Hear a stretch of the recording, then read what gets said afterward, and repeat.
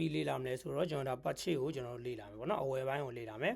သူ့မှာဆိုအဆင့်5ဆင့်ရှိရပေါ့နော်နံပါတ်1ဘယ်ကစလဲဆို quotation ကျွန်တော်ဒါဈေးနှုန်းစုံစမ်းတဲ့အဆင့်စရတယ်ဒီမှာတော့ဒါမသေးကြသေးတဲ့အခြေအနေပေါ့နော်သေချာသွားပြီဆိုကျွန်တော်ဘာလုပ်လဲဆိုတော့ကျွန်တော်ဒါ purchase order ဆိုပြီးဒါ PO တင်တယ်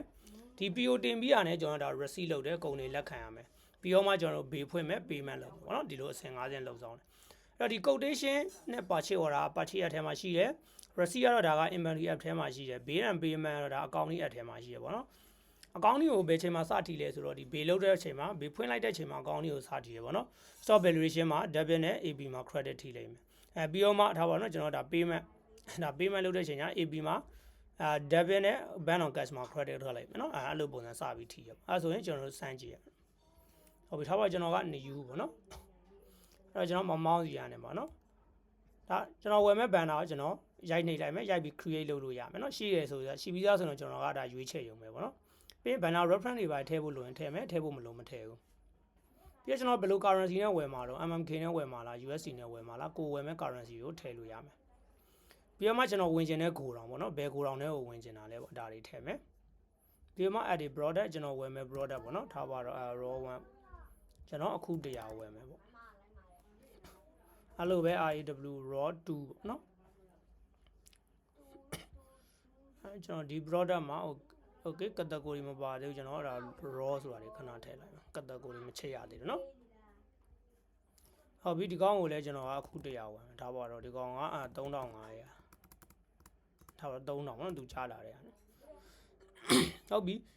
ကျွန်တော်ဒါလေး information လေးထည့်ပြီးကျွန်တော် save ထားလိုက်မယ်ဒါပါလဲဆိုတော့ record for quotation ပေါ့နော်ဒါ quotation အဆင့်ထွက်နေလိမ့်မယ်ဒီမှာကြည့်လို့ရှိရင်လည်းသူကဗာလဲ RFQ လို့ပေါ်နေလိမ့်မယ်နော်ဒါ quotation အဆင့်ပဲတေးကြပြီဆိုတော့ကျွန်တော်တို့ဘာလုပ်လဲဆိုတော့ confirm order ဆိုတဲ့ cloud လေးကိုနှိပ်လိုက်မယ်ဒါက purchase order အတင်ပြီးသွားပြီ purchase order တင်ပြီးဆိုတာနဲ့ဒီဘက်မှာ receipt လုပ်ဖို့ဟိုပါနော်ပေါ်လာလိမ့်မယ်အဲ့ချိန်မှာကျွန်တော် receipt လုပ်မယ်အဲ့တော့ဒီရှက် demand ကဒါဘာလဲဆိုတော့ကျွန်တော် order quantity ဒီကောင်ကဘာလဲဆိုတော့ကျွန်တော်ဒါလက်ခံရရှိတဲ့ရပါတော့တကယ်လို့လာကျွန်တော်ဒီကောင်မှာ90ပဲရတယ်ပဲဆိုတော့ဒီကောင်ကလည်း90ပဲရဒီတစ်ခေါက်မှာနော်ဒီလိုပုံစံထွက်လိုက်မယ်အဲ့ဒါဆိုကျွန်တော် validate ဆိုတဲ့ cloud ကိုနှိပ်မယ်နှိပ်တဲ့ခါကျရင် system ကျွန်တော်တို့မေးတယ်ဗောနော် create back order ထားမှာလား no back order ထားမှာလား create back order ဆိုတော့လာရန်ရှိသေးရဗောနော် no back order ဆိုရင်တော့ဆက်မလာတော့ဒီလိုပုံစံထွက်လိုက်ကျွန်တော်ဟုတ်ပြီ create back order ဆိုတာလေးကိုနှိပ်လိုက်မယ်ဒါဆိုတော့သူလာအောင်မယ်ပေါ့အဲ့ဒါဆိုကျွန်တော်ဒီ PO number လေးကိုနှိပ်လိုက်မယ်ပုံမှန်ဆိုဒီ receipt က1ပဲထွက်နေတာเนาะဒါဘာလို့2ထွက်နေတာလဲကျွန်တော်2ကြိမ်ခွဲပြီးလက်ခံတဲ့အခြေအနေပေါ့ဒီမှာဆိုကြည့်လိုက်ရင် ready ဆိုပြီးနောက်ထပ်တစ်စောင်ထပ်ပြီး system auto generate လုပ်ပေးထားလိမ့်မယ်ဒါဆိုရင်ကျွန်တော်ကလက်ခံခြင်းတယ်ဆိုရင်ဒါကျွန်တော်ဒီကောင်လေးကိုနှိပ်မယ်နှိပ်ပြီးတော့ validate ဆိုတာလေးကိုကျွန်တော်နှိပ်လိုက်မယ်ဒါဆိုလဲကျွန်တော်ဒါနောက်တစ်ကြိမ်ထပ်လက်ခံလိုက်တာပေါ့နော်အဲ့လိုပုံစံထွက်လိမ့်မယ်ဟုတ်ပြီဒါဆိုရင်ကျွန်တော် quotation တင်ပြီးပြီ purchase order ဖွင့်ပြီးပြီ receipt လုပ်ပြီးဘေးဖွင့်ရတော့မယ်ဘေးဖွင့်တဲ့ချိန်မှာကျွန်တော်ဘယ်ကဖွင့်ရမလဲဆိုတော့ account လေးကနေလာဖွင့်ရမယ်ပေါ့နော်အဲ့ဒါဆိုရင်ဟုတ်ပြီကျွန်တော် account လေးကိုသွားမယ်ဒီ banner ပေါ့နော် banner တဲ့ကဘေးအဲ့ဒါပြင်ကျွန်တော် new ခေါ်လိုက်မယ်ဒီ auto complete ဆိုတဲ့နေရာမှာခုနတစ်ဖက်မှာရိုက်ခဲ့တဲ့ purchase မှာရိုက်ခဲ့တဲ့ဒီ PO number လေးကိုကျွန်တော်ဒီမှာလာထည့်ပေးလိုက်မယ်ပြီးတော့မှကျွန်တော်ဗာထည့်တယ်ဆို B date လေးထည့်တယ်ထည့်ပြီးတော့ကျွန်တော် confirm ဆိုတာလုပ်လိုက်မယ်အဲ့ဒါဆိုရင်ကျွန်တော်တော့ဆိုပဲเนาะဒီ journal item မှာကြည့်လိုက်ရင် valuation မှာ debit နဲ့ A เนาะ AB မှာ credit system ဝင်သွားတယ်ဒါကျွန်တော်ငွေမချေရသေးတဲ့အခြေအနေပေါ့အဲ့တော့ငွေမချေရသေးတဲ့အခြေအနေမှာဆိုရင်ကျွန်တော် accounting တွေက reporting တွေက HP တွေပဲမှာဆိုကျွန်တော်ဒါ pay and sheet စရင်းတွေဒီလိုပေါ်နေလိမ့်မယ်ပေါ့เนาะရရန်ရှိဆိုလဲ H receivable ထဲမှာကျွန်တော်သွားကြည့်ရမယ်ဟုတ်ပြီကျွန်တော်ငွေပေးတယ်လို့ပဲယူဆကြည့်ပါเนาะကျွန်တော်က4သိန်းပေးရမယ်ဒါပေမဲ့ကျွန်တော်ပေးလိုက်ရတာ3သိန်း8000ပဲပေးလိုက်ရတယ် cut discount ပေါ့နော်သူက2သိန်းကျွန်တော် discount ပေးတဲ့အခြေအနေပဲဆိုပါတော့အဲဒါဆိုရင်ကျွန်တော် transition ခေါ်မယ် new ခေါ်မယ်ဒါပါဒီမှာ label ကကိုကြိုက်တဲ့တရားရေးလို့ရမယ်နော်ပြီးတော့ partner ဘာလို့လဲဆိုတော့မောင်းဒါတော့ကျွန်တော်မှန်အောင်ရွေးပေးဖို့လိုမယ်အဲ့ဒါမှ system auto reconcile လုပ်ဖို့အတွက်ကျွန်တော်တို့ကိုရှာ data တွေကိုရှာပေးမှာပေါ့နော်မဟုတ်လို့ရှိရင်ကျွန်တော်တို့ကနည်းနည်းလေးရှာဖွေရတာခက်နေလိမ့်မယ်အဲကျွန်တော်ကငွေကဘယ်လောက်ပေးလဲဆိုတော့3သိန်းနဲ့မှ7000ပေးလိုက်တယ်နော်3သိန်း7000ပေးလိုက်တယ်ပြီးတော့မှအဲ့ဒါ close ပေါ့ဟုတ်ပြီသူက1 reconcile လို့ပေါ်နေလိမ့်မယ်အဲ့တော့ဒီချိန်မှာကျွန်တော်တချို့ information တွေထည့်ခြင်းတယ်ပေါ့နော်ထည့်ခြင်းကျွန်တော်ဘာချင်းရမလဲဆိုတော့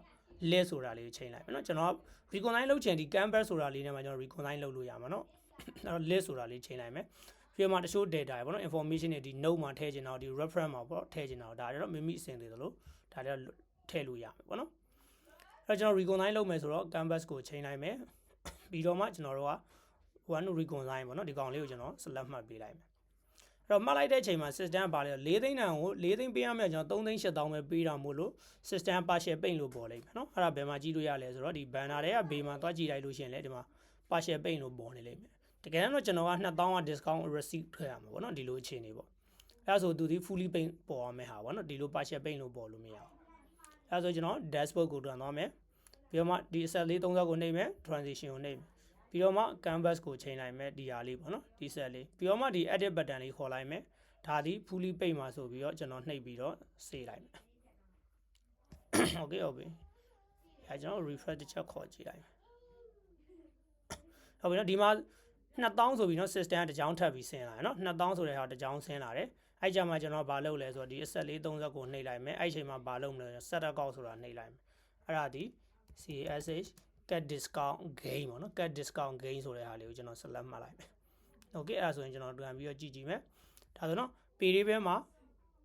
တစ်ကြောင်း cat discount gain ဆိုတဲ့ဂျာနယ်မှာတစ်ခုပေါ့နော်အဲ့ဒါဆိုရင်ကျွန်တော်ဒီ banner တွေကဘေးကိုတွားကြည့်လိုက်မယ်ဒါဆိုရင်ဒီကောင်ဘယ်လိုပေါ်သွားလဲဆိုတော့ပိတ်ဆိုတဲ့ဟာလေးပေါ်သွားလိမ့်မယ်နော်ခုနကတော့ partial ပိတ်ထွက်နေအဲ့တော့ဆိုတော့2000လောက် discount အနေနဲ့ကျွန်တော်ရဲ့ဒီ BNN မှာဝင်သွားမှာပေါ့ဒီလိုပုံစံလေးထွက်လိုက်မယ်ဒါကတော့ purchase process ရဲ့ဒါအစင်ငယ်ဒါလှုပ်ဆောင်ပုံလေးပါ